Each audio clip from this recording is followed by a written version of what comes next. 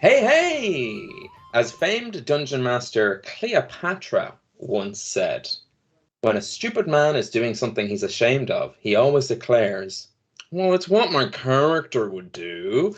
Welcome to Homebrew, the show where we avoid the crushing dullness of everyday life using our two favorite forms of escapism, alcohol and Dungeons and Dragons. Luke, welcome back. Tim Wildheart here once again. I didn't kill you last time. That was my mistake. I know. Yeah, it was unfortunate. I'm here now, though. Welcome I'm back. prepared. Welcome. We'll cut straight into it. If this is your first time watching, go back. If it's not your first time watching, we take the brews and beers and booze and non-alcoholics around the table and we inspire the world of Dungeons and Dragons that we play in front of us. And speaking of, we need some beers. I will let everyone know what I started with. Didn't start with a beer. Started with an Irish hard seltzer called Grizzly.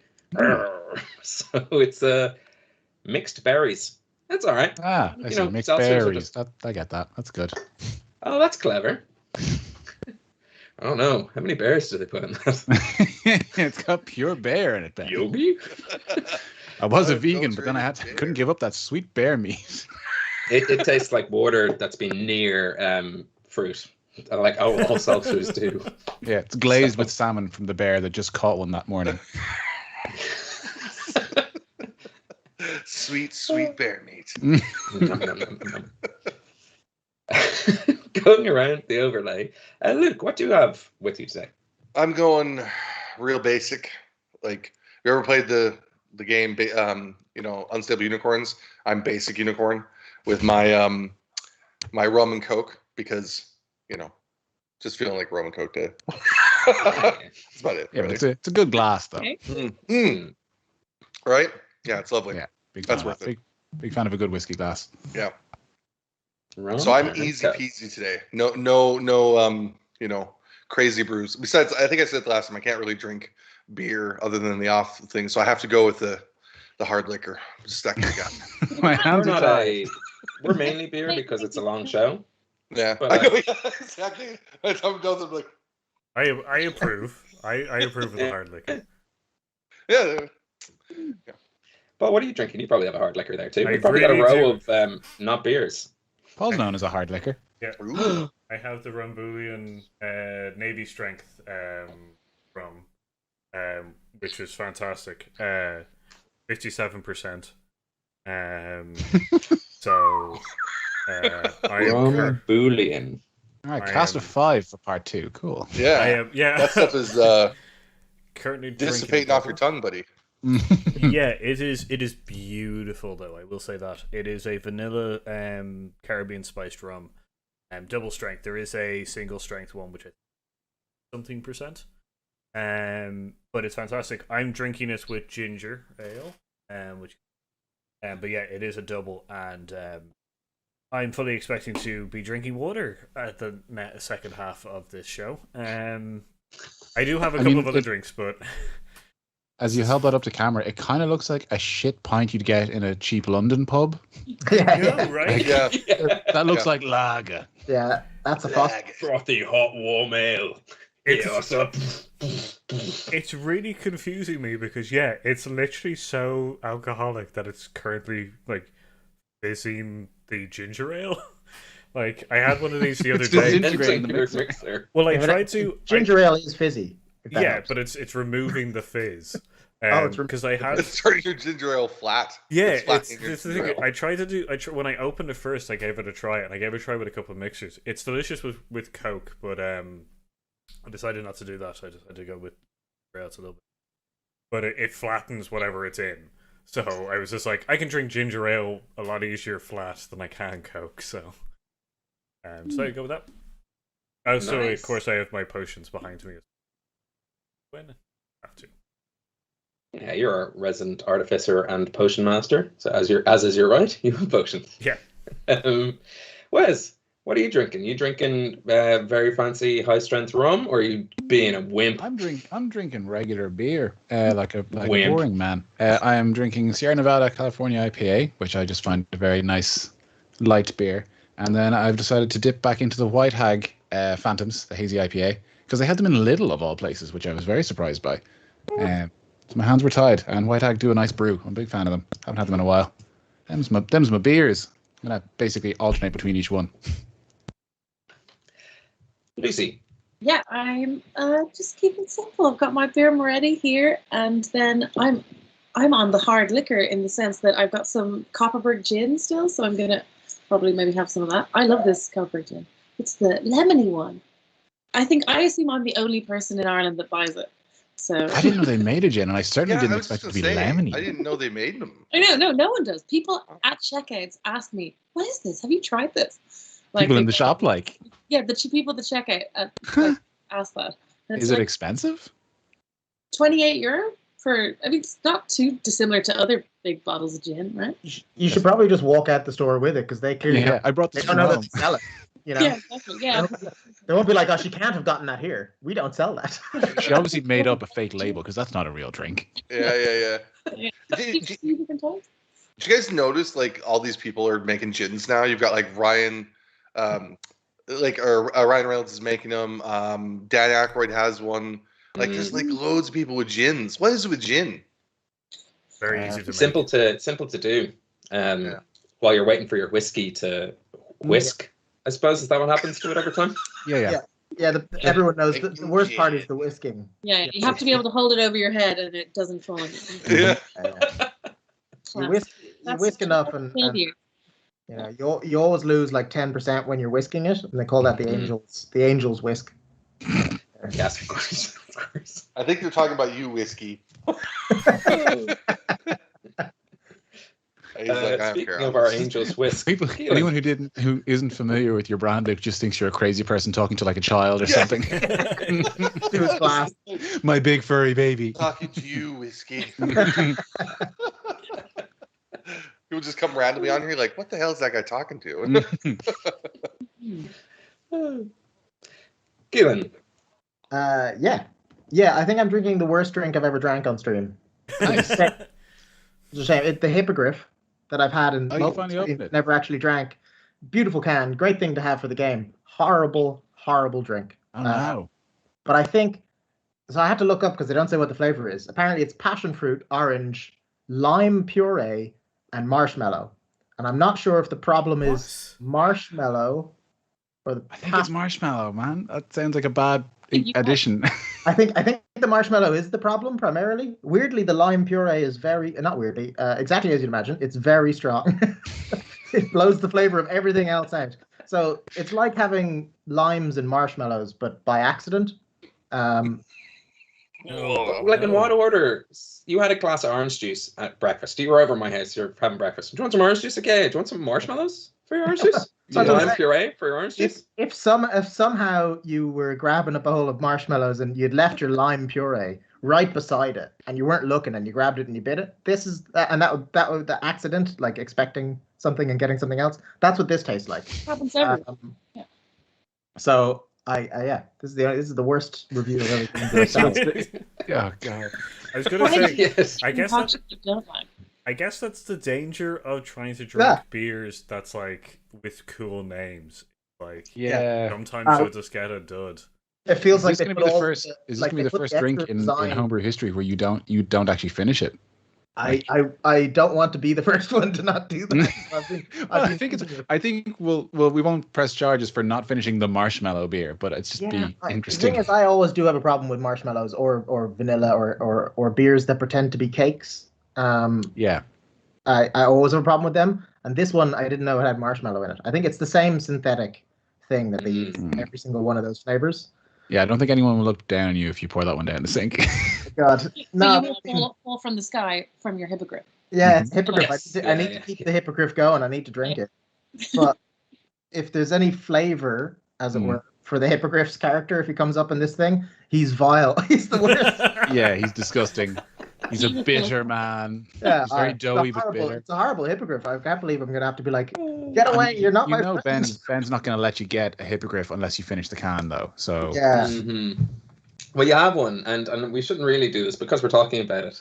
Let's jump really quickly into the stables of the Kingdom of Ossuary, and you come across this mangy, like matted feathers, like disgusting. It's like, it looks like a monster. It looks like something that's been chained and kept aside.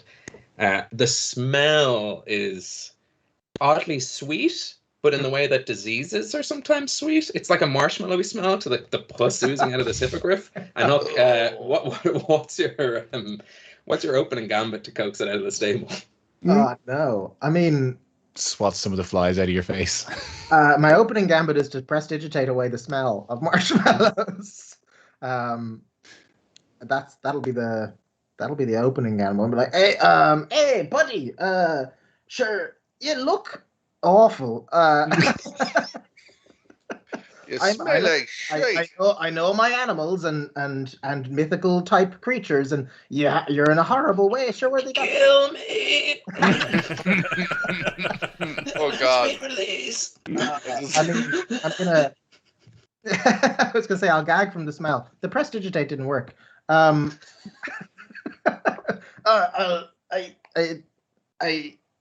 must be friends with you. Please, darkness is all I want. I feel like I'm reliving Full Metal Alchemist in that part where. No. That's just a little taster of the D&D you'll get in just a moment. Yeah.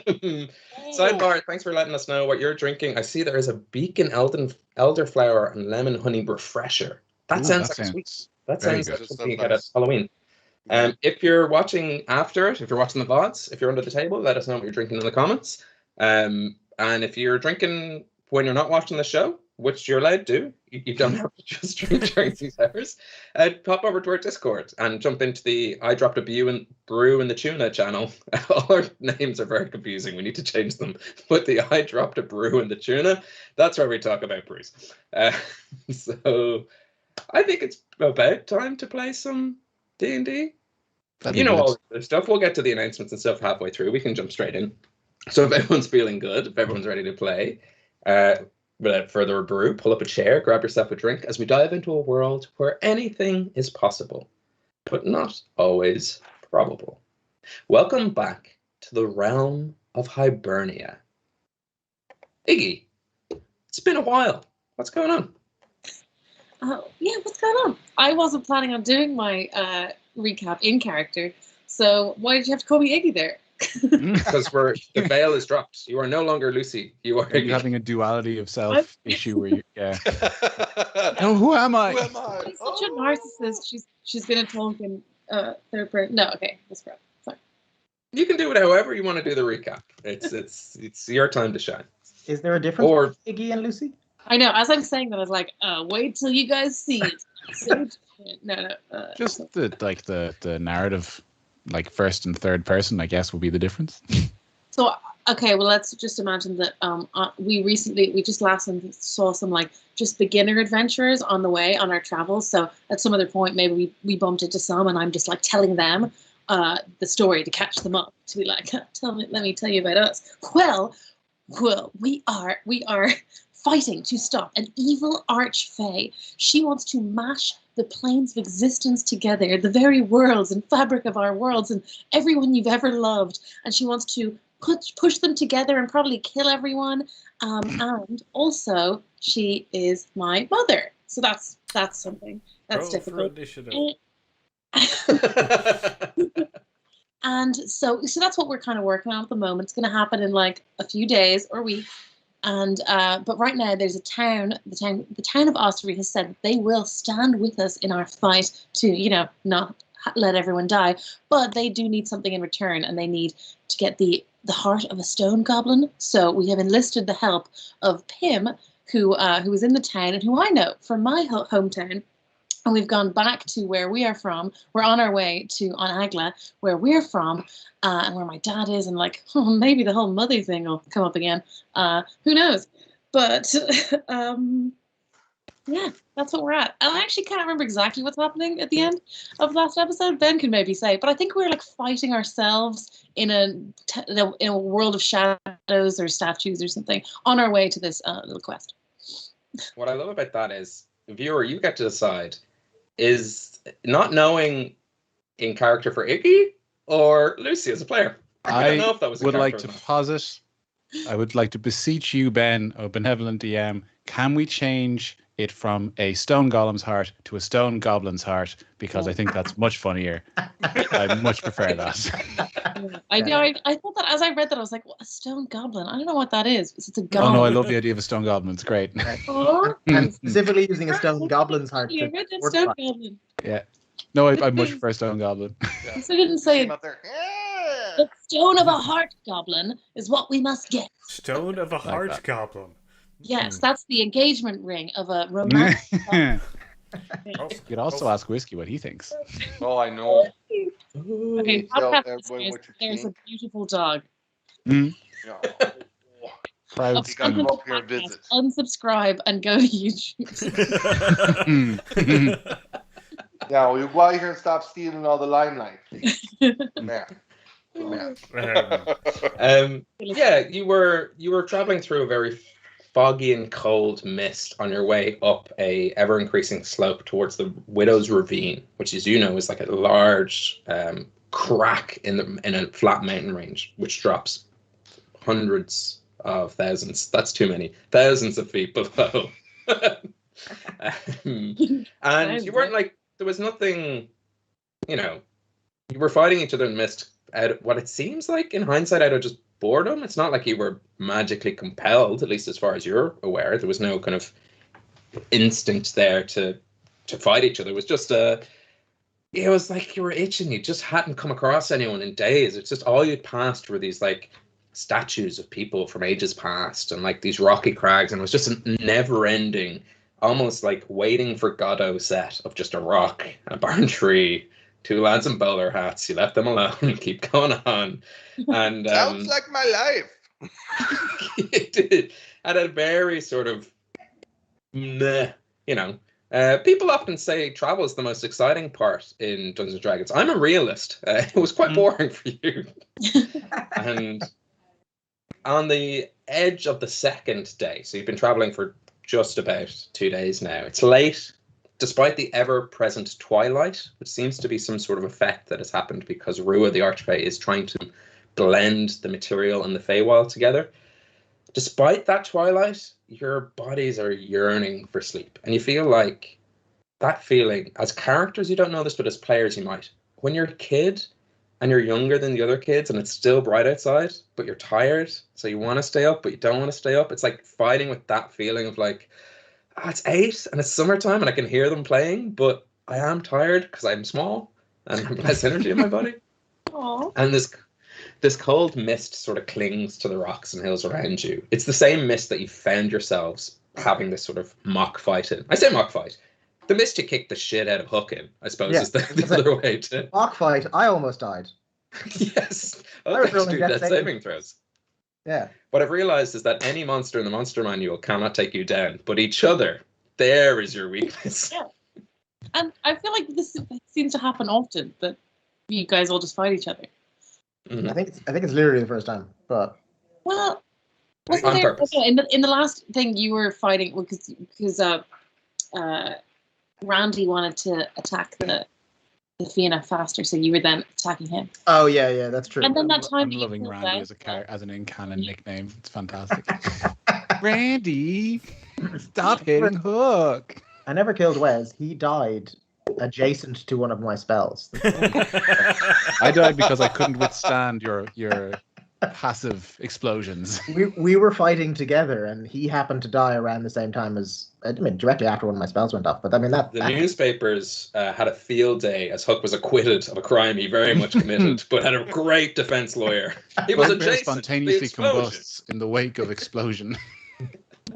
Just want to point out that when I used that defense in me and Keelan's D&D game, I have still been blamed refusely you killed for me. 2 years. You killed me straight up, No, I didn't. wholeheartedly, and in the back.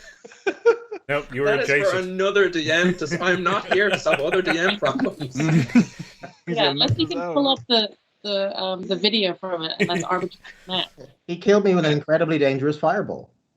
Do was not we able to handle. recognize It any wasn't of as the statues dangerous as beforehand? Wes's attack on Thank me. you, Wes. What was your question for the audience and for me again? Do we recognize any of these statues? If they're people from ages past, is there anyone familiar? Any ex-high kings or other? That's a good question. Make either a investigation check or a history check. I don't think either of those are good for me. Can What about No, probably not. Can I help with the equally shit. investigation? Yeah, sure. Have I had a long rest? No, No. We should probably do your that. bodies yearn for sleep. I cannot Yeah. make that clearer. Oh, can we let Wolf sleep? Are we actually? Sorry, before we roll this, are any of us exhausted? No, not yet. Okay, Not yet. about to be. I'm nearly dead.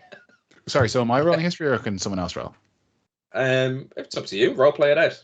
You know Okay. how this game works. Yeah, I'll roll history. I'm gonna roll investigation. I think these people have they been turned to stone? Do you think? Who did this? Did some kind of stone goblin go through here and turn them to stone? I'm just investigating the statues very closely and sort of trying to see if I can knock on them and see if they answer. Yeah, I mean, one of them if wins. physical comedy moves have taught me anything, Iggy's definitely going to accidentally break off a nose or something and try and just push it back on. Yeah. I got a 10 for my history. Cool. I got it. And Render? 23 for my investigation.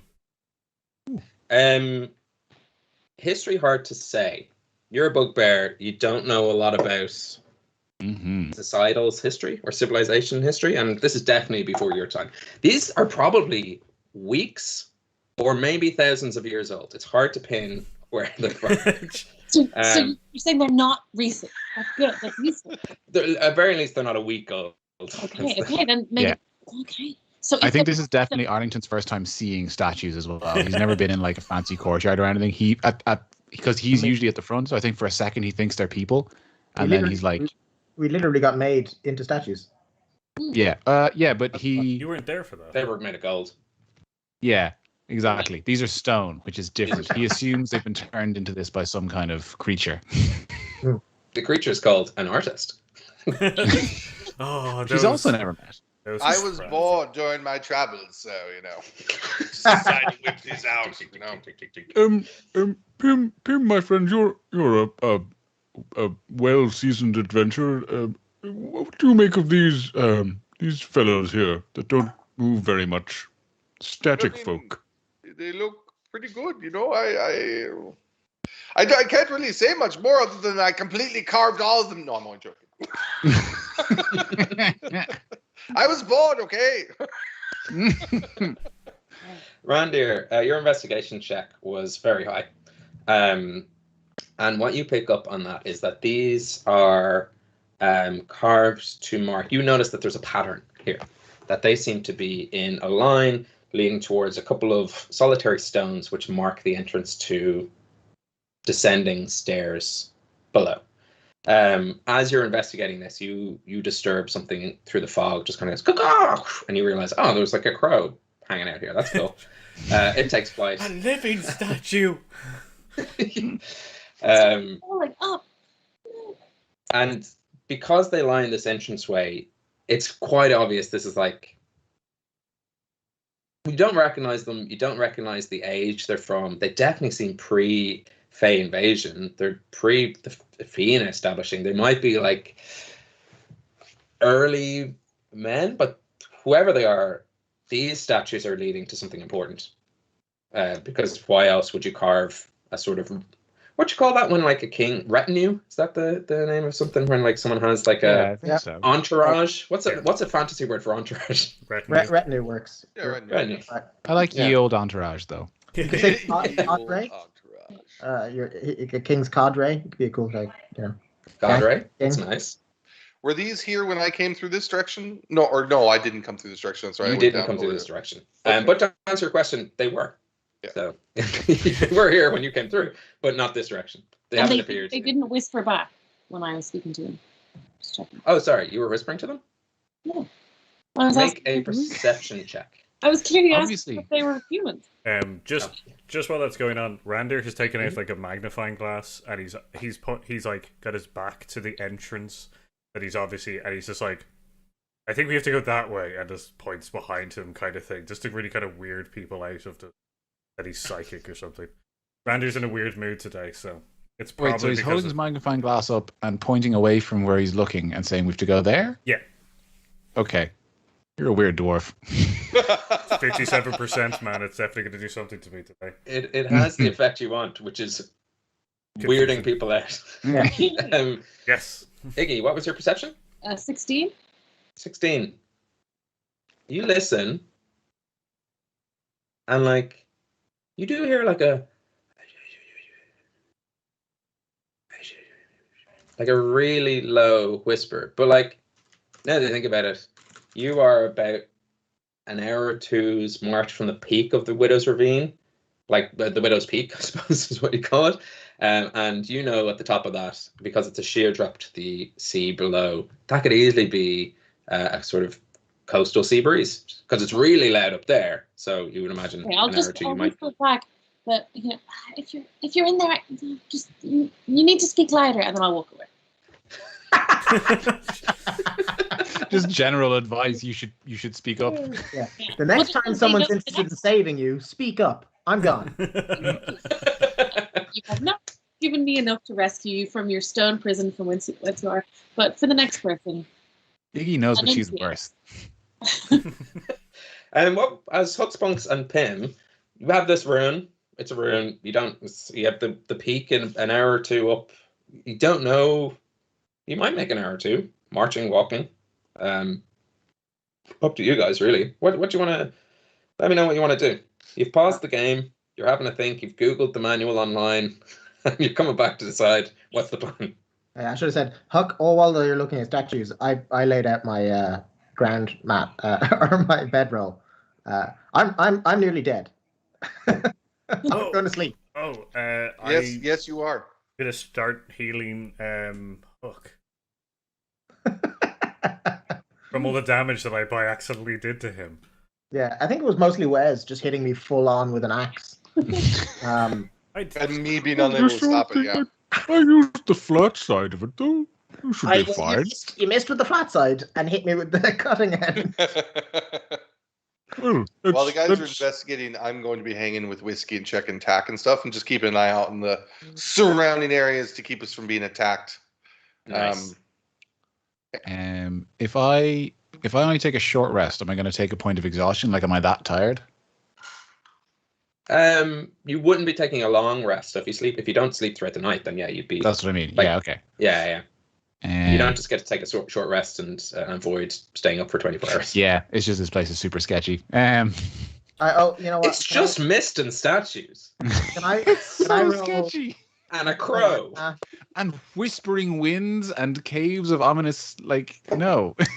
This is sketchy as fuck. Can I roll Arcana, as you call it? Yes. Yeah, you get advantage for using the right word. Yeah. I was going to say, if you have proficiency in something, does that just mean you're better at it or you have advantage? You get a plus. You get a modifier. That's what I thought. Yes. I was just briefly, I was like, perhaps I've never been giving myself advantage on this. That's good. So I have Canonically, you've been giving yourself a lot of advantage, because I made the mistake of giving you advantage in survival and nature. I didn't need the advantage. I rolled a 20. Nice!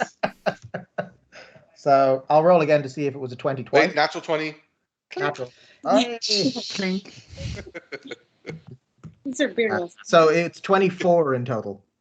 Wait, hang on. This is very important. Lucy, did you just say insert beer roll? Sorry? No. Did you say B-roll or beer roll? Oh, I didn't say either, but beer roll would make way more sense. Yeah, can we call any B-roll we have beer roll? Beer roll, yeah. Yes, I think that's absolutely show canon now. Yeah, we just need to generate B-roll. That's I think the whole show is literally no cutaways. We have to get to the A-roll. One day we'll get to A-roll. Yeah. You don't think it's all A-roll? You're an A-roll. Sorry. What was your Arcana check for? Yeah, it was whether or not this seemed like a scary kind of magic place, or if the statue seemed like overtly. Were you rolling to see if you were scared? I was rolling to see if it was dangerous for me to be sleeping here, which was my intention. I was rolling to see if it feels like a magical trap, or if the statues seem magical or just statues. Yeah, with a natural 20, literally the only roll that could have done this. There's something sketchy about these statues. Ah. Damn, I have to pack up my bed. But not all the statues. One of them. Not all the Only some of statues. That's suspicious. Yeah. Is there an area where the statues are? Is there a specifically suspicious? Yeah, the one statue that has like a mustache and glasses. He's frozen in a stabbing gesture. Really? The one street performer who's painted all in silver. Can I? I want to check around and see if there's any footprints that aren't ours around the statues. Yes. Investigation or survival, I guess, if you're kind of tracking. I would love for this to be for survival because I have advantage on those. Whole game survival, baby. Roll. That's a 6 or a 16. Cool. There's not footprints, but there does seem to be heavy drag prints.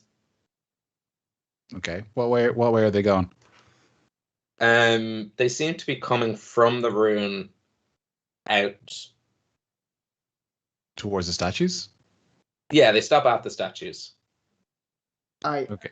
In case I didn't say it out loud, which I might not have, some of these statues are really there's something wrong magically. Why are we do they interested in lead to a statues, specific though? statue? Pardon?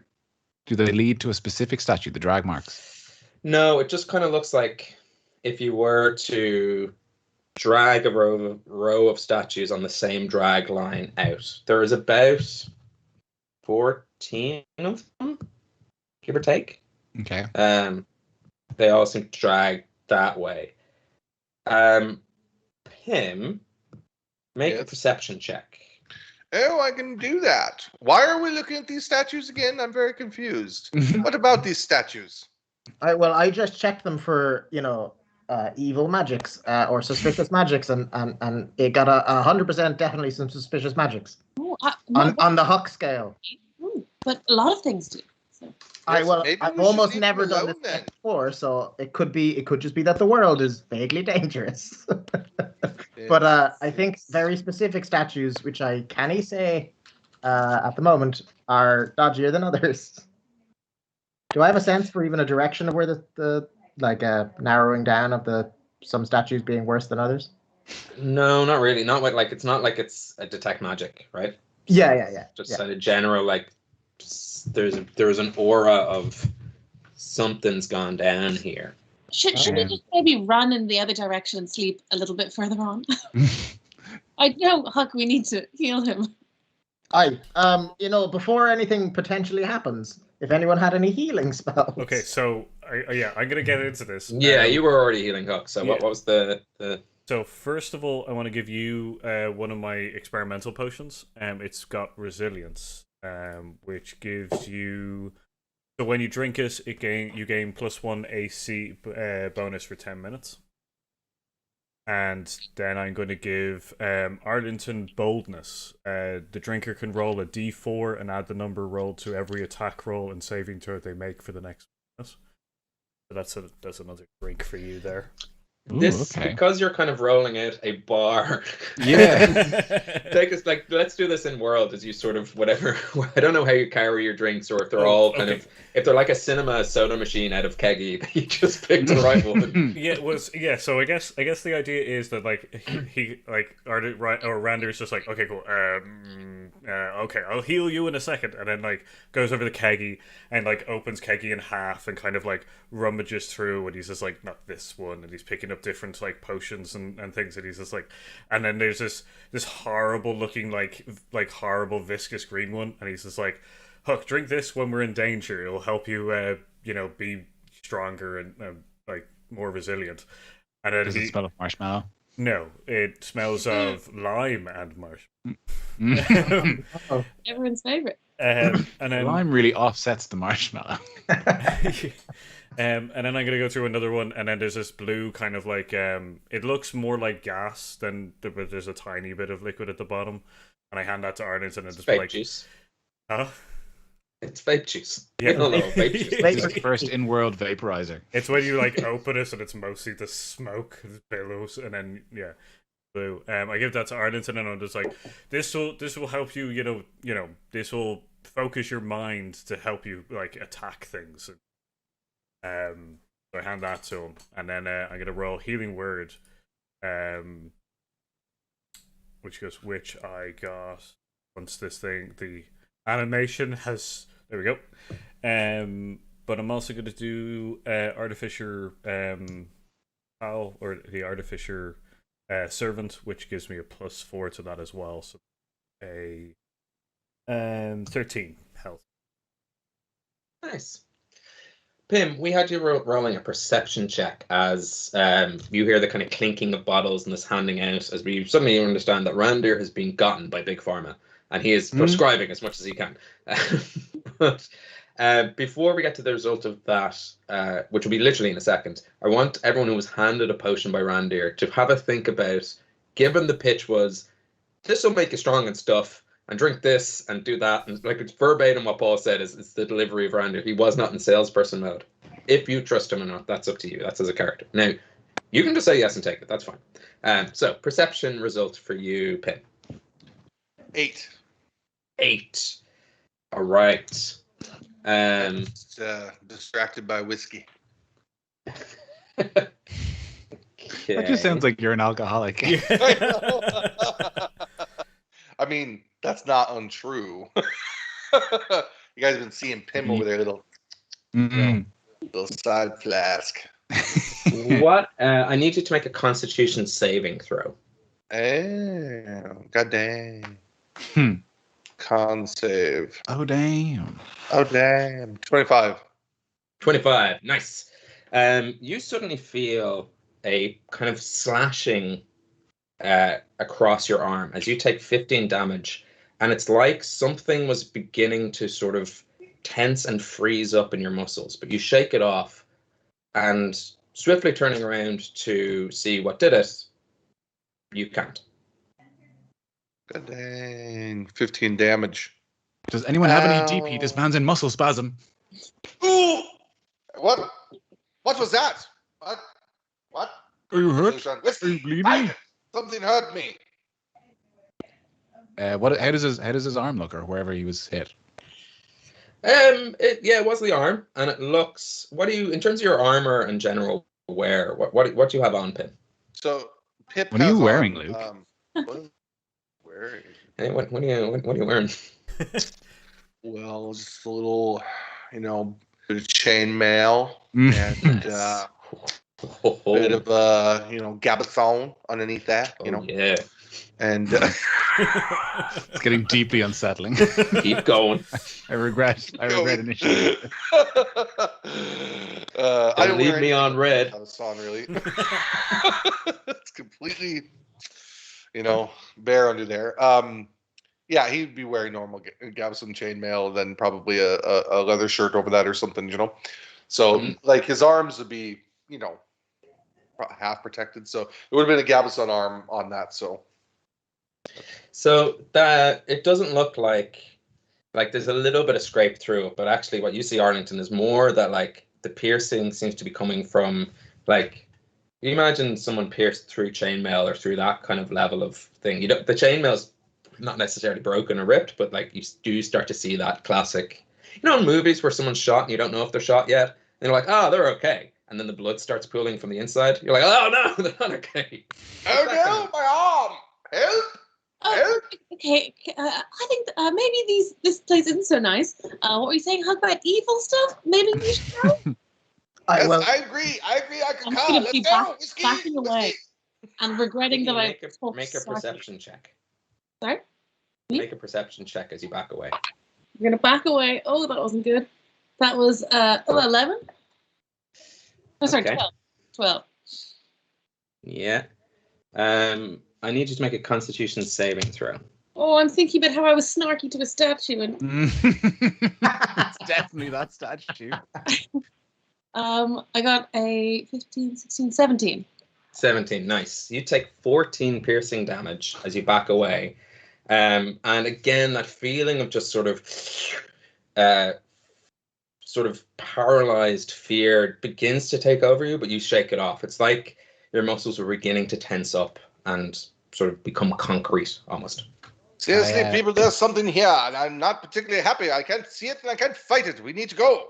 After Randir handed me his brew, I think Arlington was like, "Oh, lovely," and went to like put it in his pocket, be like, "I'll save it for later." And as soon as like two of his friends got slashed by an unseen force, he like uncorks it and guzzles it down, predicting a fight. Yeah. Nice. So I don't know if I need to roll Constitution or anything for that. No, you get the benefits. It's like Randir's a good. He brews potions. It's only for Dying Light Ale, and that's only for flavor. Specifically because the flavor shite. Yeah, I'm gonna drink my potion as well. I don't know if we established whether or not that gives me any healing whatsoever, though. And no, just the resistances. Yeah, it gives you. I'm also gonna try and like stand over Huck in a protective fashion with my shield out, just kind of like ready my axe and make a perception check as you move towards Huck. Oh dear. Huck, just to let you know, yeah, it's +1 bonus for the next 10 minutes to your AC. okay. +1.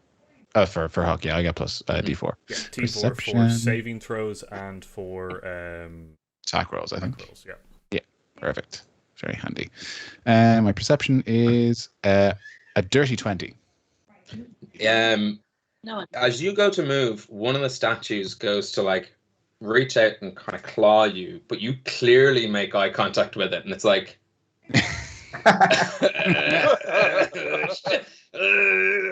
Wait, did you say statue or shadow? Statue. Okay. At that moment in time, a bunch of the statues begin to turn and kind of form a ring around you. 4 of them don't. They were regular statues. Not all statues, but the 10 of them are bad statues. Are we fully surrounded? Not yet. Now's a good time to do that thing a certain Gygax calls rolling for initiative. Nice. Yes. Nice. Jesus. I get an advantage on these. I got a natural 20. That's my only fucking 20, and it doesn't matter. So I got 22 for me. And I got a natural 22. 1 for my second one for advantage. That's bizarre. Nice. 22 for me. Nice. 22. 14. 14. 16. I heard a 6 or 16. 16, that's what I heard. And Huck. 7. 7. Okay. Yep. Let me just order this up. As all around you, these statues begin to not slowly, but they do sort of move now, and you see 10 of these statues break formation from the 14 and begin to sort of fan out and try to close you in. They're fanning in the direction of the ruin. It's like they're trying to funnel you in. Are these Walking Dead statues or 28 Days Later statues? They are Doctor Who. Easy fix if they're Doctor Who statues. That's the only episode I've seen. They're Weeping Angel kind of statues. But as soon as they move and stop, they're indistinguishable from regular statues. So you don't know. Which one was the living one? Except for the fact that they're clearly not in formation anymore. They don't realize that that's what gives them away, but they're like, yeah, they'll never tell that I'm so sneaky. It's worked before. The text says, when motionless, indistinguishable from a normal statue. So you don't know. Except they're obviously in a different formation as they break out. Top of the round, we have Pim and Arlington. A lot of people say higher decks. I say up to you. Fastball special it if you want. Goes first. Gas goes first. Yeah. Good. Unless you prefer to go second. I don't mind. I don't mind. I'll go first. I'll do it. All right. So DM question. Yes. How close together are these bad boys? They are all about sort of 10 feet apart. So for lack of a better diagram, I'm just going to show you if you can see this on my screen. So see the X's, those 5 X's in the middle. I'm going to say that's you. See the 4 circles beside that? They're the ones that did not move. And the 10 circles around you, they are the guys all about 10 feet apart, and the entrance to the cave is there. Can you just move a little? Can I see that again for a sec? No. I was going to ask you just to move it a little bit to the right. Just for any podcast listeners, there's a larger circle of statues outside, and then a tighter circle of statues that are moving, and then us in the middle. And a boat. And then the little kind of rhombus I've drawn at the top, that's stairs down to a ruin. And there's also like he's drawn like his name with all of our surnames and like little hearts around him. Yeah. Just testing out my new signatures. When you kill us and take our names. Yeah. My Z on the Newsum is quite nice. It's your front runner at the moment, but then the V on the Evans just doing has a little bit adult of a things, tick. practicing signatures. Yeah. When did you stop practicing? I know you nailed it. That's the big question. I don't know. I've definitely felt self-conscious in front of the DHL guy, and he's been like, definitely looked at me like, okay. I thought, okay. I had to sign a new contract there recently, and I was doing it through DocuSign, and it normally loads the one I honestly spent about an hour perfecting because it's hard to draw with a mouse. You didn't do it with a mouse, did you? Yeah. Well, like, yeah, but no, the original one I did with a pen, a stylus on a thing. I really got it down, and I couldn't load my preloaded signature, and it looks. I was like, they won't give me the job. It looks terrible. This isn't a professional signature. Yeah, that was I don't know how that's a thing. That's so bizarre. Like a mouse signature cannot possibly count unless you like have 3 states of signature and like your mouse signature looks like a drunk 6-year-old did it. Anyway, I was going to say Mine would. the company is just like a 4-year-old. But genuinely, I was like, I wonder if they'll do one of those like serial killer analyses on my signature. And I hope that I don't, just because I did it with a mouse, I hope I don't read off like I'm a maniac. Oh, the Swifts on his B, just no, you know. Cancel it. We haven't signed this yet. He skins people. Okay. So, sorry, question: who is next to me? I will say that it was you at the bottom of that sort of because you were kind of keeping scout. Yeah. So you have both Huck and Arlington sort of behind you or in front of you, depending on whether you're looking at the rune entrance or looking outwards. I think you were looking outwards. So behind you, you've got Arlington and Huck, and then there's Randir and Iggy. Okay. And either side, there's statues to kind of cower behind or whatever you heroes do.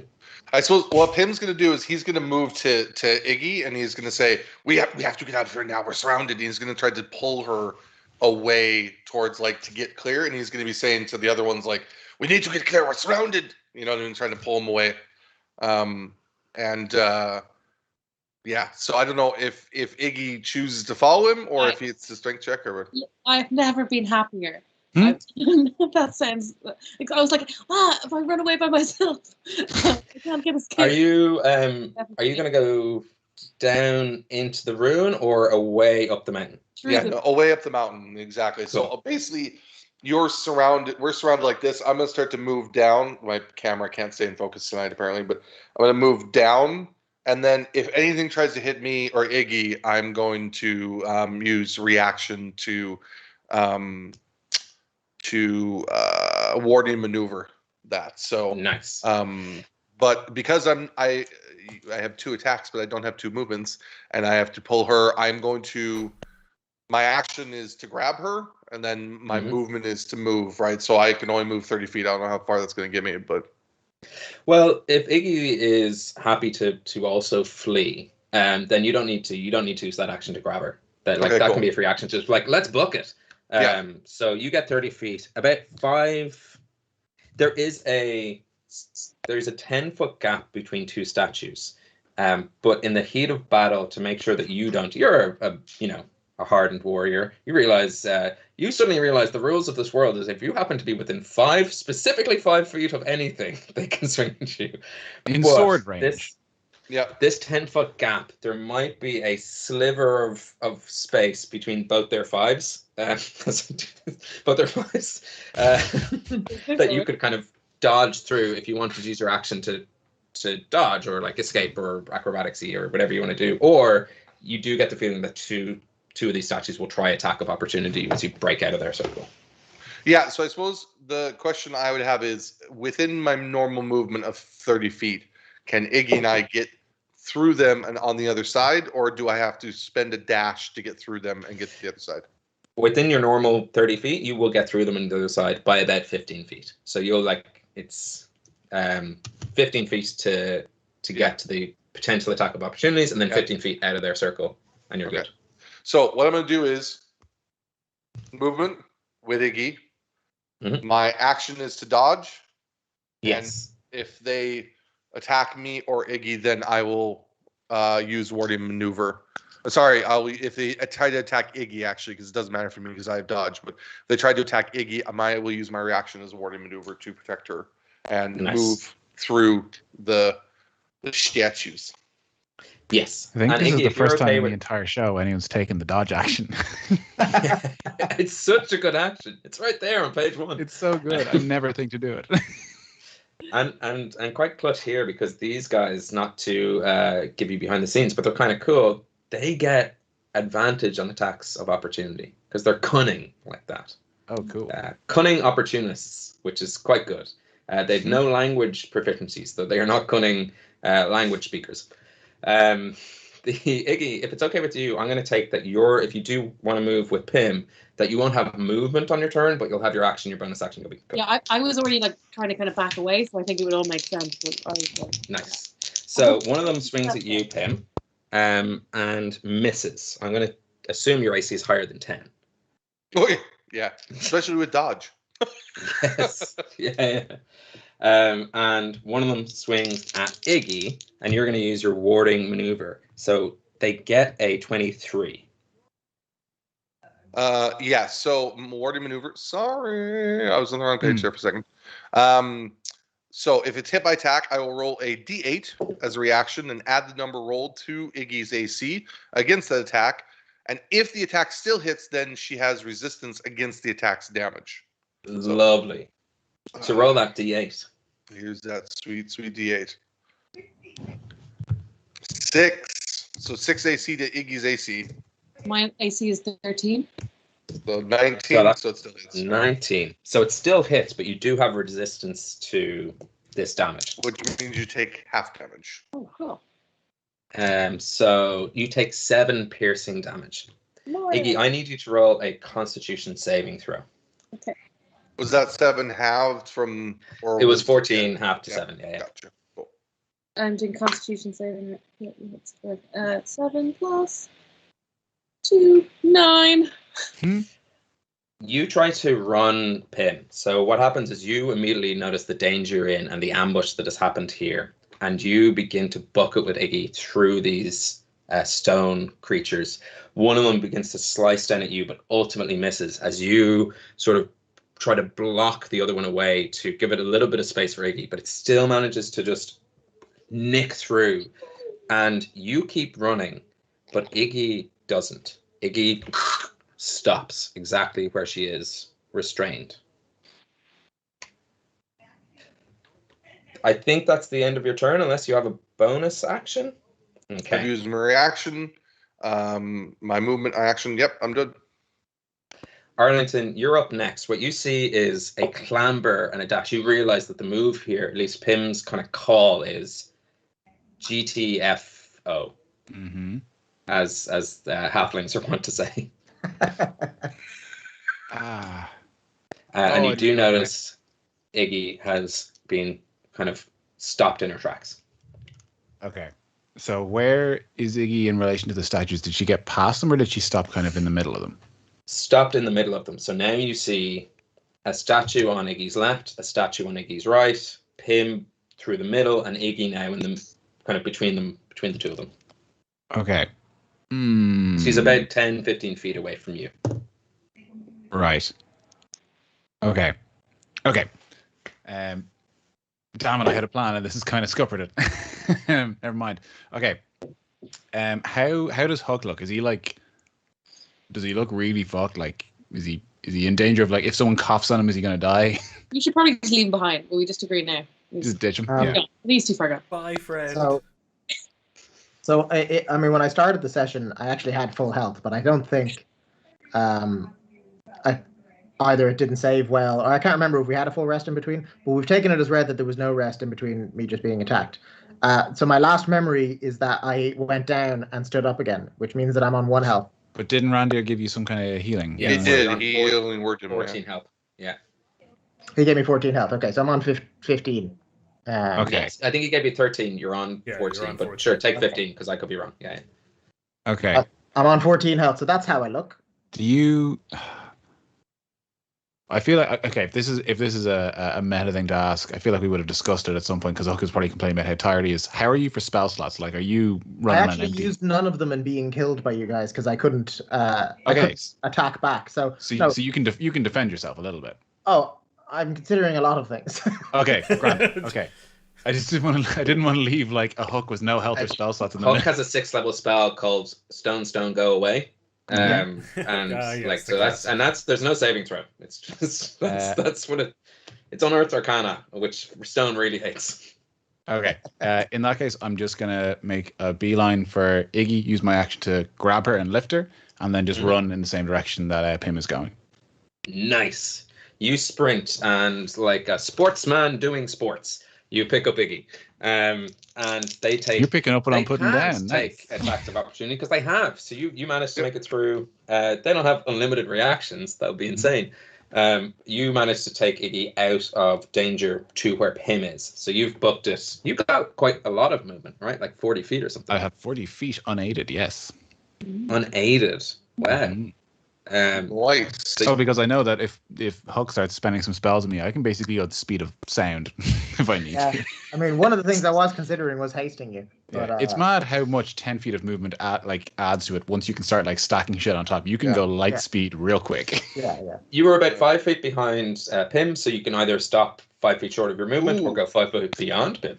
I'm gonna run. Point of order, actually. I only walk 25 feet. I'm a halfling. I completely forgot that. So I'm only 10 feet beyond. You're only 10 feet away from these statue boys. I'm gonna run past Pim in the interest of protecting the frozen bard who presumably can't defend herself. Yes, presumably. Actually, but your point of order, you could be on Whiskey, and Whiskey is 30 feet. Whiskey can basically fly because plot armor. Actually, I said I was with Whiskey, so okay. Yeah, you can get behind Whiskey. There's no way Ben's gonna kill him.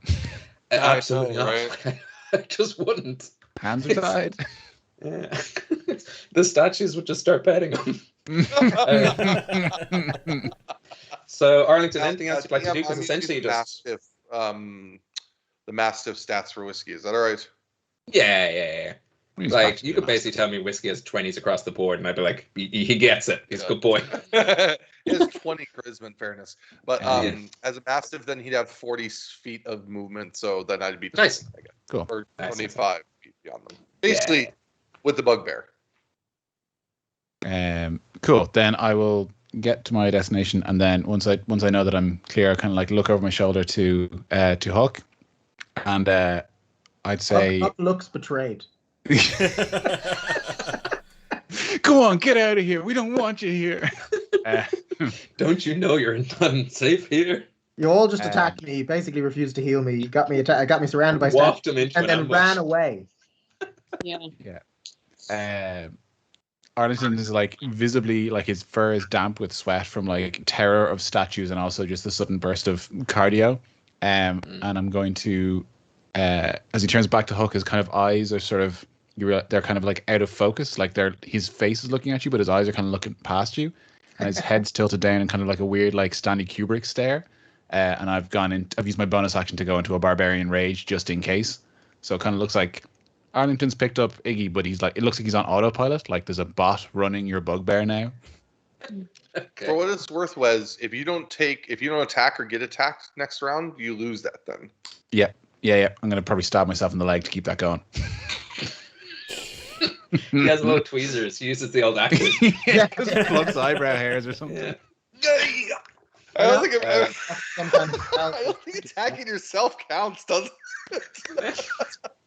We'll find out. It's the most barbarian-like thing you can... He's just slapping himself in the face like it's definitely dropped. It's like, what if I keep hitting? Come on, green guy. Now's your chance to come out. That's pretty much exactly it, yeah. I've never run out of rage charges, so I figured why not do it for safety. Yeah, true.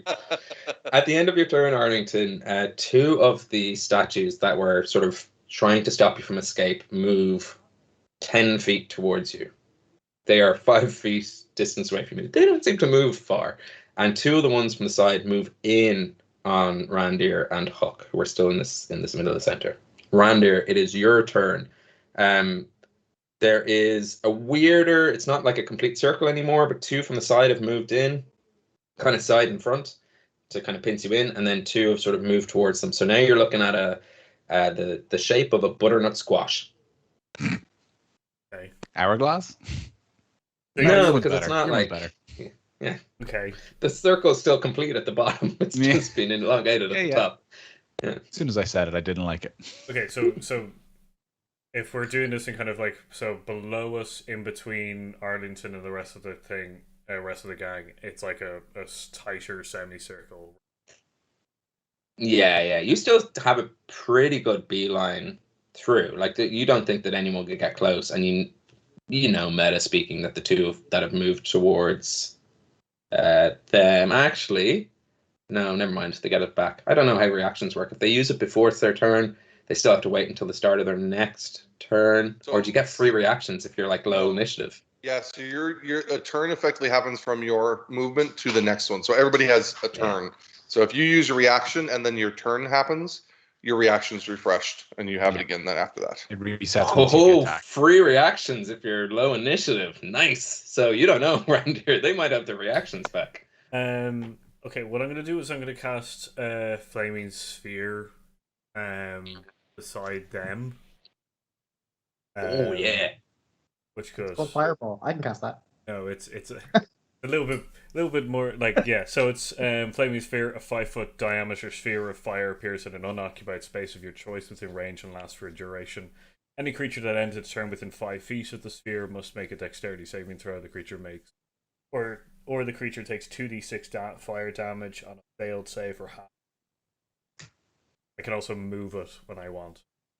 I can lose.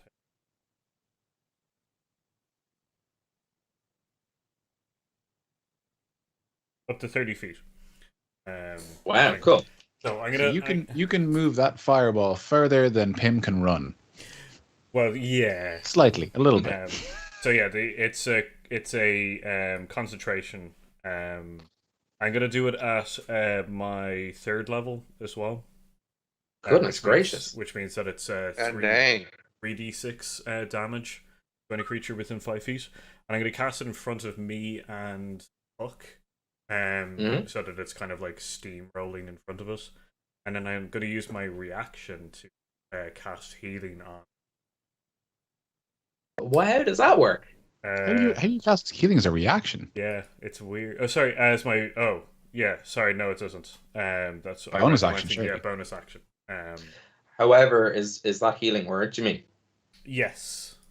So, given that you've cast a 3rd level spell as your action, you can only cast cantrips as a bonus action. Healing word is a 1st level spell. But what you do have is gloves that can toss bottles at people. So your intention to heal them, you could just fucking launch a healing potion at them if you wanted to. And Hook would then be able to use his bonus action to look if you wanted to. So the healing isn't a bad call. I'm just giving you the other...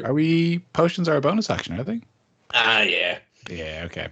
If you're self-drinking them, it's just a quick down that. Speaking of, just so good at IPA drinking. by the White Hag. Yeah.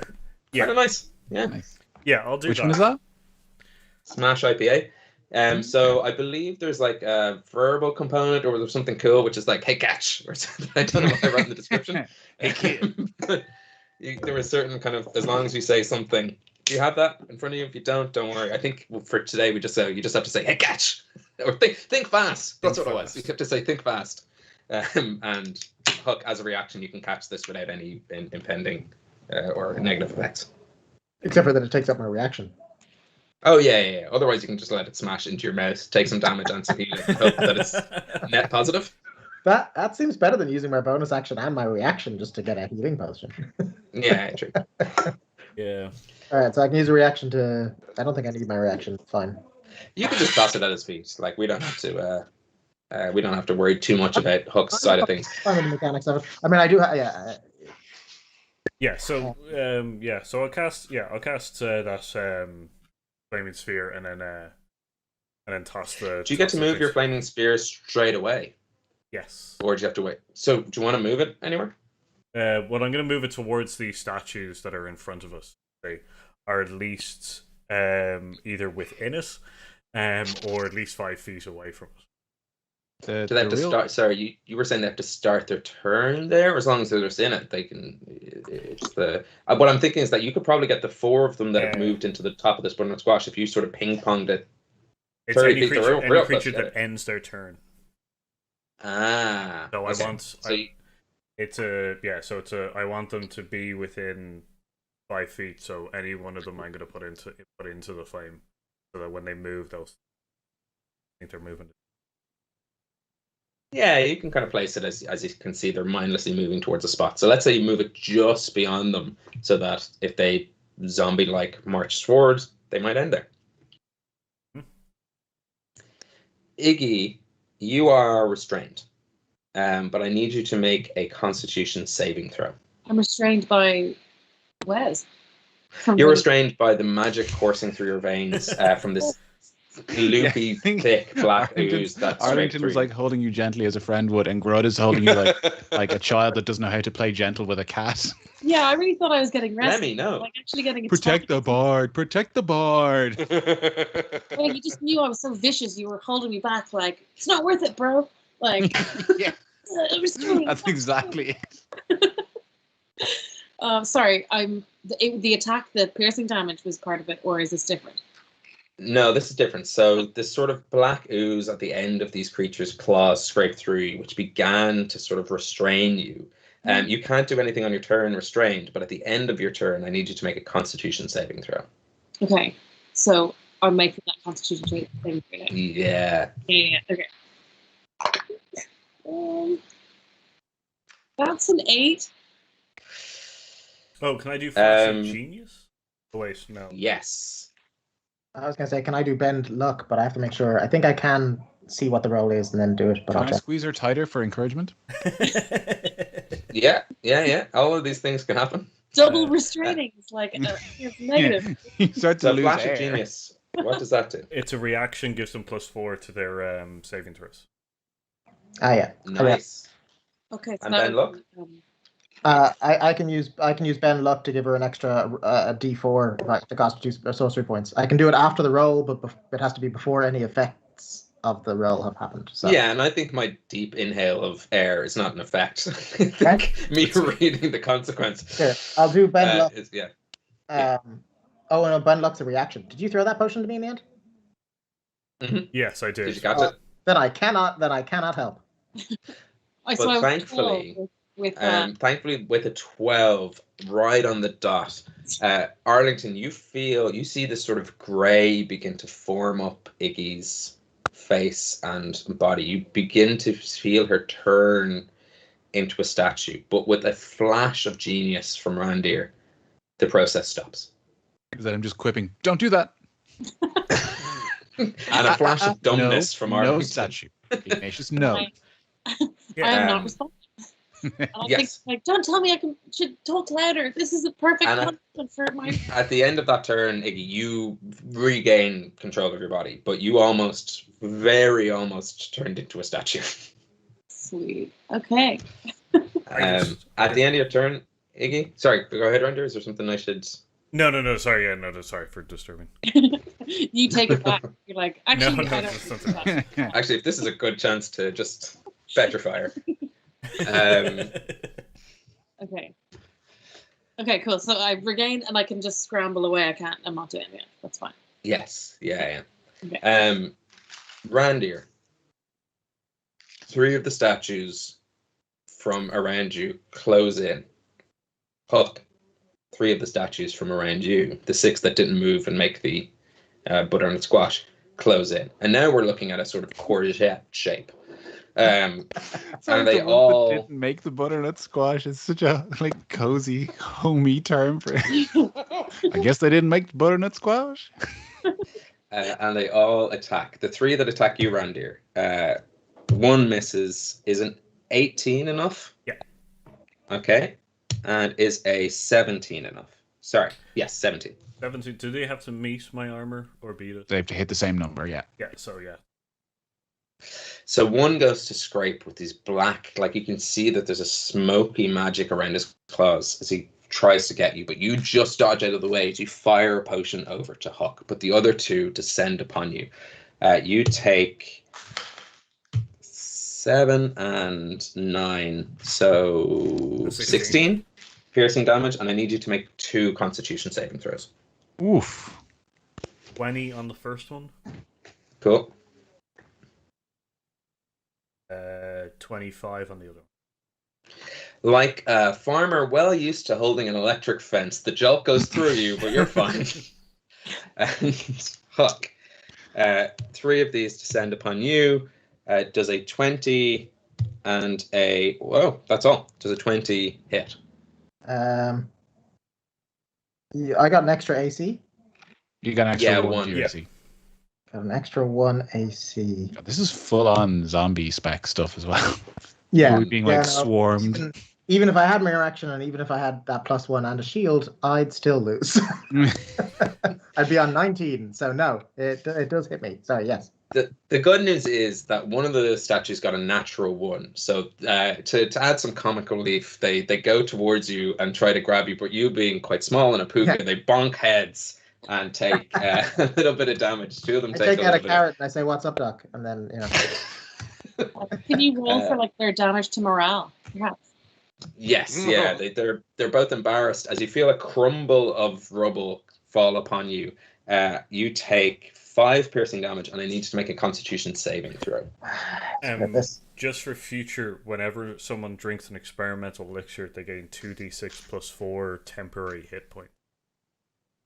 Not even for future. For now, roll those 2d6 for 4 around here, and we can do that while we figure out if Huck is about to become part of the. I drank one of those experimental potions, didn't I? Yeah, exactly. You get this. You get this hit. You get these hit points. So 9 extra hit points. Hey. Ooh, so I got that as well. 9 temp. Are we saying that's permitted, or are we saying that's for next time? Was boldness experimental? Yeah, both of them were experimental ones. No, yeah, so you can roll again for because different potions, different health effects. And Huck, what was your Constitution saving throw? I haven't got 11 for you. 11. Nice. Just making sure. Tides of Chaos, I can give myself advantage. So I'm going to do Tides of Chaos. It does mean that shit's going down. Roll on that table. That's going to be real sweet. Yeah, let me get that table up. God, I hope he turns into a plant. He's been a plant on this show the whole time. Oh, wait. Did you say 12 was good? 12 is good. 12! Con, right? No way. Yeah. Only because I got the advantage. I rolled a 5 and then a 10. So I'm glad I used Tides of Chaos, to be honest. Yeah, this feeling of petrification begins to build up in your body, and you go, not in this reality, and in a split reality, a different Huck gets petrified. But in this one, you're fine. So wait, is there a version of this world where someone's like, not in this reality, and then gets petrified? Yeah. There's a version where they don't even say the quip. Right, okay, yeah. And that's why he died. The reason that one fails is because he's less cool than I am. That's clearly. Yeah. Which not only means that there's multiple Randirs and multiple realities, but theres multiples of this Randir and multiple realities. No! I hope you're keeping track. We fractured reality into multiple shards.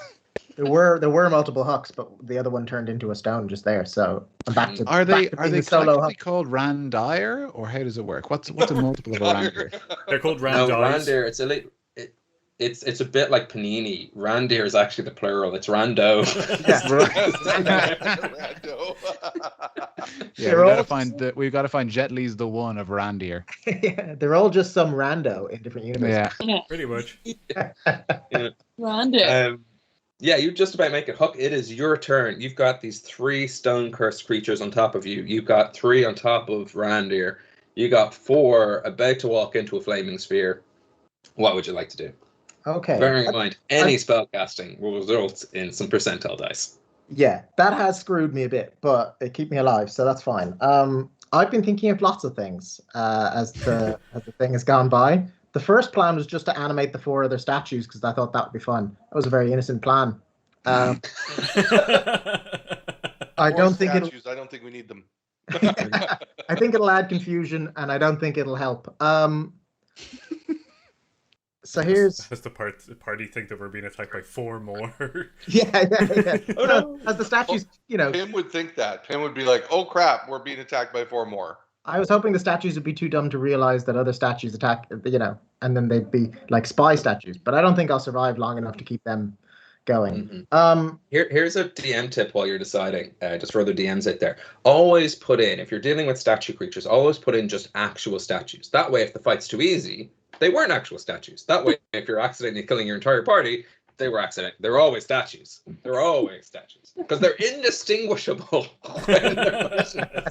Which I wish I was there the day someone wrote that into the fucking player's handbook. Or I think it's actually Bolo's Guide to Monsters, as these guys are from, but it might be the monster manual. But indistinguishable. Wow. There's no rules as intended there. Okay. First thing I learned before I started DMing was like, if you ever want to just like, if your players are doing too well, just describe some statues in the room in great detail and watch them lose their minds. I'd be like, "There's a pergola." Yeah. Or it's like, there's a table, there's a chair, and there's an exquisite statue with a very realistic face and eyes that seem to follow you around the room. And they'll spend the entire session trying to like figure out what's going on. It's like, it's just a statue, guys. Yeah. We got a good 40 minutes of the show, and they weren't even just a statue. Yeah. That happened at my last home game. The guys basically were in like this cave, and they were like, "Oh my god!" They spent like the entire time trying to decide: did they try to fight their way out, or did they go this way that they figured would like days in caverns? And they walked through, and they're half an hour later, they were out the other side. Defeated by a door. Exactly, defeated by a door. Oh, I love this game. Sorry, Okay. Huck. So I have the spell polymorph, right? Yeah. Ooh, nice. Bring out the big guns. You And also have monomorph as well if you want. yeah, great. Yeah, just morph into a mono and then kill them with the disease. Yeah. So the question is, am I allowed turn into? I mean, rules as written. I'm capable of turning into a T-Rex and/or a giant ape. These are the two best things I can turn into. Are there T-Rexes in the world? Are there giant apes? There have not been. So in this moment in time, as Wes rightly points out, as this horde begins to descend, Huck, you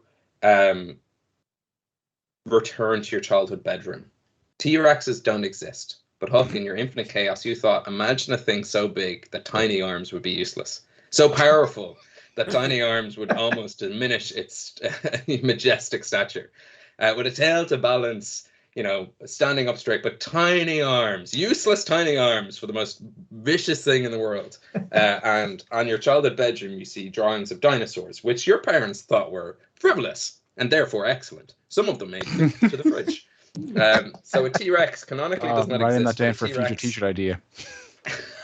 Is, in your head, you can picture something. Okay, good. I kind of feel like I should go T-Rex now. I was leaning giant.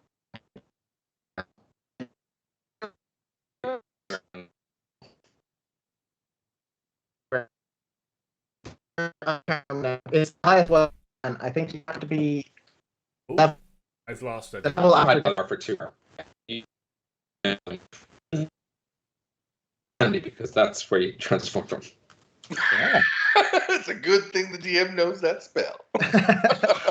Yeah, you're a level past when you get it, and you can definitely do it. Yeah. T-Rex is the one where Yeah, I'm sure this will all be cut out for sure. No, there's no way. I like how blue we've all gone. Blue? All right. I genuinely thought the color of the cameras had I think changed. I was we're like, back it's fine. now. Yeah, So yes, we are live for the chat and the spike to cut in on. Do need a big solid here. Now we missed the last minute, so Huck, let's take us through. You were about to cast a spell. Cool. So I'm gonna cast. This is good. This works. I'm gonna cast polymorph. I'm gonna cast polymorph and turn myself into a giant ape. We lost data again. Yeah, I think we're still down. I should stop saying that. T-Rex, it is the third time round. All right, I'm gonna turn into a T-Rex. It's working.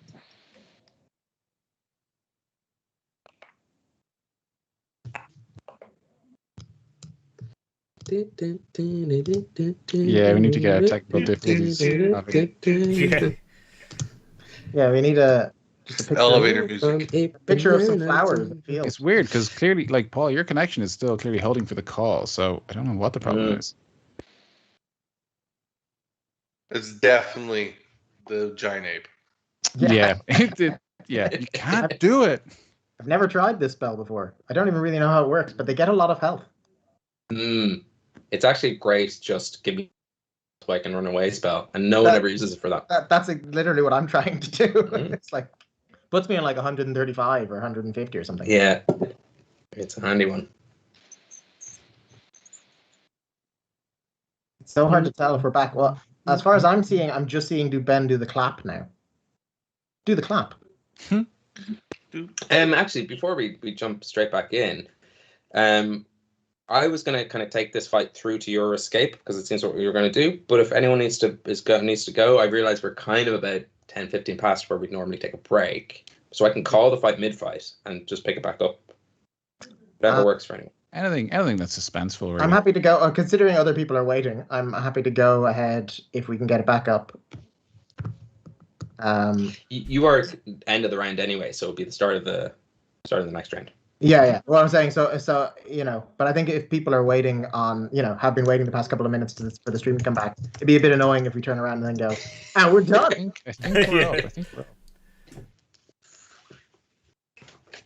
Yeah, Barry suggests T-Rex over ape Barry, as well. Barry suggests T-Rex. Well, the last two times I said the other one, the stream went down. So also, Ben, just to say, you don't need to do a clap because I'm taking notes of time codes. So when I'm editing this, I'll know when to cut in. Yep. Because I like the idea of the clap, but also we laugh quite frequently, so that it spikes regardless. This show's too good for a clap to work. We're too funny for that to work, Ben. That only works for shows like Serial or other things like West Cork. Like a gap, actually, I was thinking would be perfect because the gap actually would make you go, "Oh, what's that?" Mm-hmm. No one's putting in with a joke. That can't be right. All right. One more time, Huck, for safety. Give us that sweet spell casting. Okay, I'm gonna twin spell a polymorph spell, and I'm going to use Tides of Chaos. Oh wait, I should read twinned. I think that uses all of the sorcery points I've got because it's such a high level. Yeah, maybe I'm not gonna twin it. I'm not. That's incredibly reckless. I'm gonna just turn into a T-Rex. I'm gonna use polymorph and turn into a T-Rex. Were you gonna turn me into a T-Rex? I was gonna turn Arlington into a T-Rex. I figured you might be against the idea of. He's already kind of more scary than he needs to be. Yeah, I feel like that would actually be No, I'm not doing it. I'm against it because it uses absolutely every one of my. I have to double a level 5, which is like 10 sorcery points. It's like everything I've got.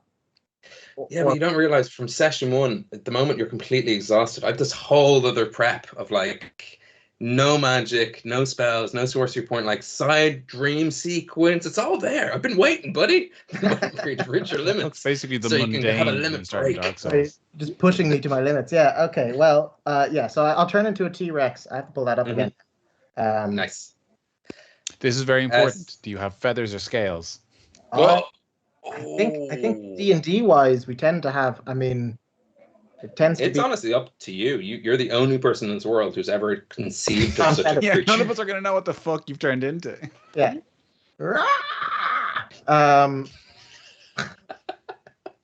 What is that noise? It's what they actually sound like. It's what they actually sound like. Okay. So no one can ever prove you wrong, which is the best part of that. And so the hippogriff itself has wrecked my throat. It's a horrible drink. Even after. I'm going to describe this from Arlington's point of view. Arlington is the most jealous when anyone gets buff. 100%. You see from a pile of stone creatures this. Okay, like how do you describe a T-Rex to someone who's never seen a T-Rex? Like a big lizard chicken.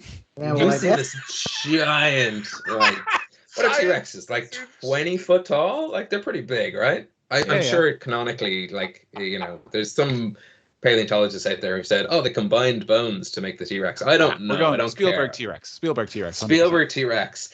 And as Huck screams out and the homebrew banner flies behind him and is about to take his turn, Huck, what do you want to do to these three? To be honest, you could do a sweep. I can do a tail attack. Yeah, and they're Plus so 10 close together that I'm kind of going to count the two of them as one of them because they're on top there. It's a statue pile. Okay. I need to remember to get a shot of you before we wrap up the stream later on, Ben, because I forgot you're wearing your Sex T-Rex t-shirt and I need that for the thumbnail. I need that for the thumbnail. I thought that's what inspired it. I assumed that was the inspiration. I only just copped it there. Nice. I was just Go thinking. check out Sex T-Rex if you don't know who they are. They're incredible and they're so fucking funny. Okay. Well, yeah, I'll do a tail attack then. It's plus 10 to hit as a reach of 10 feet, which won't be a problem. And 3d8 plus 7. So we'll try to hit. And it's bludgeoning damage, which I reckon will be good against a statue. That's a good point. Oh, fuck yeah, it is. It's wonderful for bludgeoning. Oh, okay. So 21 to hit. Hits. Great. Now, what did I say? 3d8 plus 7. Not bad. Not bad. 4, 7.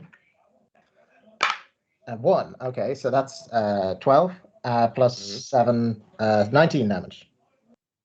On both of them? 19 damage. 19 damage. Oh, wait a second. 2 other things occurred. I rolled a 2 on my own wild magic thing, which is not a 1, which is good. And it's up to you whether or not any wild magic occurs at the outset of the spell.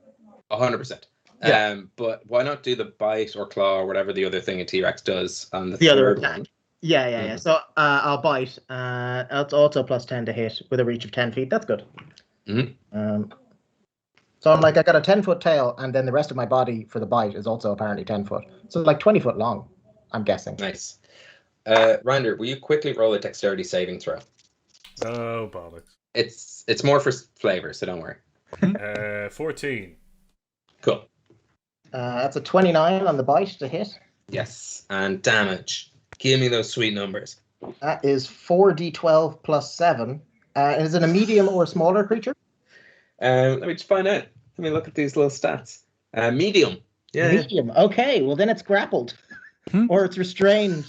It's Nice. restrained, but I can't bite anyone else. That's the problem. I've got a statue in my mouth. Okay, guys, I'm gonna call. I roll the 4d. Pim, roll an animal handling check as a dog has entered this arena. A giant T-Rex dog creature. 12. That's a good one. 6. 12. At 8.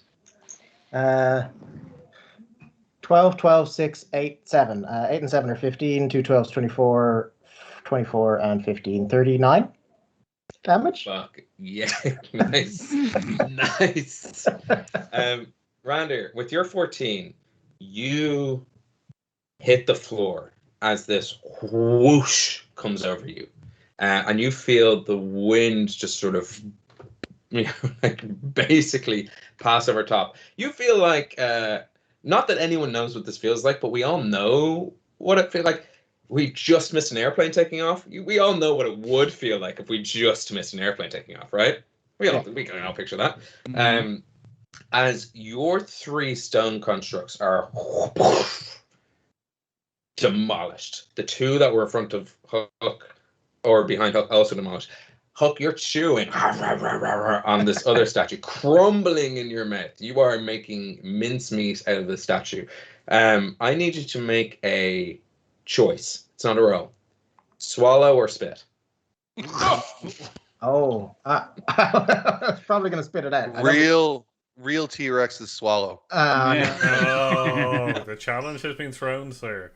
Well, I am into real T-Rex. I'm a puka. That's the definition of a fake T-Rex. Yeah. I'm gonna spit it out because I don't think it's not so much spitting it out.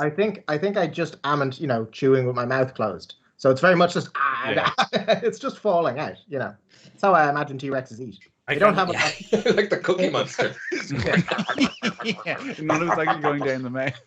I can also sense that, like, yeah, Hook would be smiling manically while in the shape of a T-Rex. So yeah, crunching would be weird. Rules is written. Rules is put down. There is an obsidian skull embedded within these creatures' bodies. However, inspired by this Kirkstall can, which is basically a giant pearl clam thing, what you spit out is these like smooth skull moon face things. For the podcast listeners, look up the Kirkstall Brewery and see if you can find their cherry chip. It's an imperial chocolate cherry cake porter. It's going to be delicious too. I'm going to have it in part 2. And you'll see this rather Teletubby-esque monstrosity. As around you, Randir, are 3 clam skulls, or 5 clam skulls, and 1 drops from the sky above T-Rex Huck. Huck, before we go to the break, I need you to roll a percentile dice. Randy's definitely pocketing some of that. Oh yeah. As Huck obliterates these statues, by the way, I think Arlington is kind of like Iggy slowly slides out from his grip and his jaws agape. He's like, oh, like he's in absolute awe of what's happening. So Iggy's no. We went from being a CBBC baby show to definitely Amazon Prime. They pick up this film. Oh God! Look at that T-Rex. Yeah. So cool. That is a 46. 46. I genuinely have no idea. Oh my God. I was reading this being like, why is this so strange? I was reading the Wild Magic Kindness search table for May. And I was like, share an expression of your creativity with a friend. That seems weird. No, I found it here. Well, tell us all you love us. Yeah. That's good. This is incredible. I'm not gonna blow it. I will reveal after the break. It's so good. We'll be back in about 15 minutes. We're just going to do the biology things. If you're looking for something to do in those 15 minutes, you're probably on the internet right now. You're probably on your phone, your tablet, your laptop. Head on over to dakotairish.com. Whereas if you look at our overlay, there's a sweet little discount code there. Don't tell them, though. We've been using it for years. No, Luke's on the show. He must. Use Hucks Punks at checkout. You'll get 10% off your first order. Check it out. You could get a spellbook dice tray. You could get a handcrafted. The man on this show is handcrafting it for you. It's his hands crafting it. Like, when you haven't seen my hands, I'm handcrafting right now. He's crafting below there. That's what he's doing below camera. He's crafting trays. I've used the cook. So many amazing dice, so many incredible things. Head on over. If you like whiskey, you can get a whiskey plush over there too. So use the promo code Hucks Punks on Dakota Irish. That's all we need to tell you before the break. We're going to head off. Paul, you can take us out because I don't want to surprise you with a slick back in 15. All right. Bye, everybody. Bye. No, bye. We'll be back in 15. We'll be back in 15. We'll be back in 15. Welcome back to part 2 of Homebrew. If you're just catching up, the party are ambushed by a bunch of stone-cursed creatures, and as it seems like the tides are turning in my favor, tides of chaos put me back on path. As we see Huck, a puka hair creature, he's sort of a Bugs Bunny character, transform into a T-Rex, swipe out a bunch of these stone curse, and as he roars into the air, wild magic takes hold. And as we see around us, that was well planned. Welcome to part 2, baby. Around Huck, everyone else sees this beautiful prism of light, red, orange, all the way through to indigo, whatever, violet, rainbows, surround him. And these 3-leaved clovers begin to float around. And Huck, your wild magic table, for the next 10 minutes, illusionary rainbows and shamrocks float in the air around you. It's the most Irish we have ever been. Around a T-Rex. That's awesome. Rainbow as T-Rex. Lucky Charms begin to just explode in the air, and they're not just floating, they're like fireworking off. They're doing everything they can to just bathe you in magical wonder. I can see T-Rex being like an offshoot of the leprechaun species. See that? Yes, yeah. With the arm. Yeah. They keep the leprechaun, the tiny leprechaun arms that everyone always knows about, but they extended into the giant lizard. Leprechauns are lizards. If you're not like from Ireland, We're all lizards. Yeah. Let's not when the Irish people have reptiles, everyone knows that. Yeah. We are. And you have a little red cap just to complete the scene. A little red, but like bowl cut of hair. Like weirdly, the first thing that came to my mind when that is the character in the Sword in the Stone, the evil, the worst brother. Oh, the witch that keeps turning into animals. No. The brother with the bowl cut. There's one. Oh yeah, stupid bowl cut. It's like that, but if he was a Tyrannosaurus, because he might have gotten turned into a Tyrannosaurus. And Sword in the Stone, I haven't watched it since I was a child. Don't let my calm and fun demeanor put you off. We're still in the middle of combat. We're still in danger. There's still danger. There's still.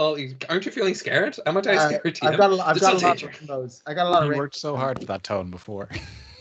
I know, and now I'm just throwing it out the window. I'm like, let's have fun. Happy. Yay! Look at that. Nice. I'm also in a great mood because I don't have to drink Hippogriff anymore. Because nice. You goddamn Hippogriff. You said you loved it last week. For visuals, I'm fully picturing, those T-Rex suits that people wear with the big floppy head. That's exactly what I'm imagining. But now with Lucky Charms and shit floating around him. You're all on Huck's stag as he barges down Carrick and Shannon, destroying statues in his wake. And you hear that's just constantly on a loop in Keelan's head, or excuse me, in Huck's head. Both it's the same. Both is right. Maybe both. Yeah. 6 of these stone cursed creatures have been basically exploded and bombasted. You are left with 6 obsidian skulls, which we canonically know, thanks to the Kirkstall Brewery, are weird little pearls in a it's a walrus and a carpenter kind of situation. There's oyster skulls here. There are still 4 stone cursed plaguing Arlington, Iggy, and Pym, who are lit by the golden amber of Randir's flaming sphere. Pym, it is top of the round. Iggy seems safe. Arlington has her tucked under like an American football. That's a reference for you, Luke, obviously. That's no one else will get that. But there are 4 stone cursed and a flaming sphere in front of you. What would you like to do? So I will go into defense mode, hold my action, and if anything comes near us, I will attack like a wild rabid halfling. Nice. Nice. If anything approaches you, you got first attack. Arlington, you got Iggy under your arms. What would you like to do? Are there... So sorry, can I get one more of how many standing statues there are? 8. 8. 4 of them are attacking you. Okay. The other 4 are just regular statues. Are they in melee range? Not yet. There is a flaming sphere between them. Oh, right. Sorry. Okay, I misunderstood then. I would like to... Okay, I've let Iggy slip out of my arm and she's on the ground. The one that got away? The one that got away. She just slipped out of my arms. No, she was wriggling. She didn't like it. She was like a cat being held. She did not like it. Just because I was holding her by the windpipe, I think. Oh, God. Why? You don't have to add these details. It's flavor. It's flavor. Now she has to do like a con saving throw or something. Yeah. Okay. No. Arlington is in full on in rage mode, and he's kind of staring. But there's a kind of a smile at the corner of his mouth because there's a giant dinosaur attacking living statues, and that just gives him a little tickle. And he pulls back his arm with the layer skull axe, and he's gonna hook it through, ideally, the flaming orb to catch on fire and then connect with one of the statues. Oh shit! And he's going for like the neck to try and sever the head because clearly there's some kind of magic in the head keeping these things alive. Yes, make a ranged attack roll. I don't think you have a ranged attack stat. What's your plus bonus here? It would be Well, it's up to I would consider this a strength weapon rather than a dex weapon because I'm just like hucking with the axe. Did you roll the d4 for the? I will roll the d4. Hang on, I'm just gonna use. Is it easier to use regular dice? Yeah, get those You dice. can use it. Yeah, whatever. Get the dice sound. There we go. No, the regular. I was wondering if it was easier to use the D&D Beyond. Okay, so to hit, I get. So if we're saying this is a strength weapon, then I get +9 to this. So I will roll. Take like 4 off that maybe, just because it's like. What's your dex modifier? Dex modifier is +2. Okay, so yeah, take 4. Take 4 That's okay, probably that's fair. Yeah. I want to give myself advantage by saying it's reckless, but I don't think this is reckless. He's being very specific. You're throwing an axe through fire. Yeah. This is I've never reckless? known anything Sounds more reckless. Okay, it's a reckless attack then. And there's no reason to believe your axe would catch fire. It's a pretty reckless move. Yeah, that was a 3 and then a 4. So that's going to be 4. So it's going to be 13 minus, what was it, 4 we're taking off that? Yeah. Yeah, so it's 11 plus my d4. Plus my d4. It's 1. So 12. Arlington, I think you know what's. I want you to describe why you throw your axe into a ball of fire. You know you don't hit anything, but like, what the fuck? I think the axe does connect with the ball of fire, and like for a second he's like, "Oh my god, it's gonna happen," and then it buries itself into the chest of one of the regular statues. Because he was like, as far as he's concerned, he was on target and did this incredible thing, and then realized that, oh shit, wait, no, they're just rocks. That can happen. That's pretty realistic. I think that we're just like flailing. We've got frozen versions of that. Yeah. So I think the reason he missed is because he just completely got turned around as to which were living statues and which weren't. I mean, there's rainbows and stuff going on. It's distracting. Yeah. Very You've got fire, rainbows, and shamrocks exploding around in your vision. You launch the Lair Skull Axe. It is well balanced. It like whoop, whoop, whoop, whoop, whoop, through the air. Gunk. Your strength, like, you know, take away that -4. Actually, with that -4, what is the if I didn't give you any negatives there, what would you have gotten? With no negatives, it would have been 16. Well, that's handy. It still would have missed. So, while the party were battling Stone Cursed, we ourselves as players were battling tech goblins, and it was a TPK.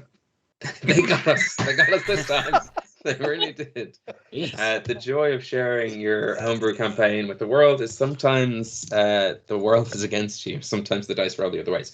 But we will pick up in the conclusion of the Stone Cursed battle in about 2 weeks, when we're back for Homebrewed episode 52. As you can tell, if you're in the podcast, the real jump in sobriety between where you last heard and now, that's how much time has passed. But we will be back right in the middle of this battle in 2 weeks' time.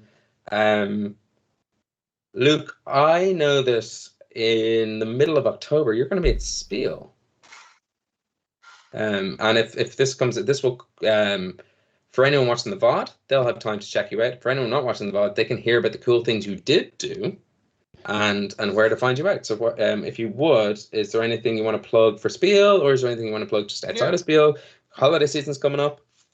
Yeah, so first and foremost, we got like cool Halloween dice going on right now, right? So we always have them in the store anyway, because we're kind of like all year round Halloween goblins. But you know, if you're looking for some sweet Halloween dice or like something that could be a bit of fun, there's some really cool new ones. Like, I don't know if you guys have seen Black Caltrops and things like that. We got some really cool new sets in, which look pretty awesome. And then in terms of Spiel, I'm really, I think I said this last stream as well, really super excited for this booth. I think you guys are going to absolutely love it. I think it's going to be a game changer for conventions. It's not like anything we've seen happen in conventions before. So really super excited to show you guys what this looks like. And so anyway, long story short, if you're watching this and you can go to Spiel, come on down, have a great fun. There's 4 days of awesomeness. It's not just us there. We're going to be directly across from Wormwood, and we might get into some battles. Might be a little bit of, not totally sure. It's really like, me and Doug Costello just comes up and goes, oh, like college fraternity, like drive-bys throwing toilet paper at them. Yeah, exactly. They stole the Wormwood Pig mascot. Yeah. No, it'd be great, and no, it's gonna be a lot of fun as well. Like they're being really careful with the, the whole COVID thing and everything else. So like you're only allowed to come in if you're vaccinated or recovered and you have the cert, whatever, or if you pass a PCR test and all that kind of stuff. So like it's gonna be pretty safe. A lot of fun, a lot of nerds, a lot of board games. It's gonna be great. And that's basically it. We coming up for Christmas time. We're just I'm trying to keep a lot of things in stock. So but the reason I'm saying this is if there's something you'd like for Christmas or you're thinking for a gift, do get it now. So I don't know if you guys. A lot of retailers are the most saying this. It's like we don't know what Christmas is going to be like. Shop early, shop safe. Make sure you get what you want to get. So. Because you just don't know what it's going to look like. So this is something I mentioned to a lot of people, because you could be listening to this in 2025. But the interesting thing about seasonal dice is if you have a themed character, say you play a druid who's like an autumnal druid, like those seasonal dice, they don't disappear. Like you can still go out and buy them. So still have a look at dakotairish.com. See if you can find like one thing that's, if you're like me as a D&D player, though you haven't seen me do that much, you mostly see me DM, I theme my dice to my character. I'm one of those dice goblins. So that's why I love Dakota Irish so much, because I can literally go on and go, that's their aesthetic. Yoink. I say yoink. Pay for the dice and get them sent to me, but yoink.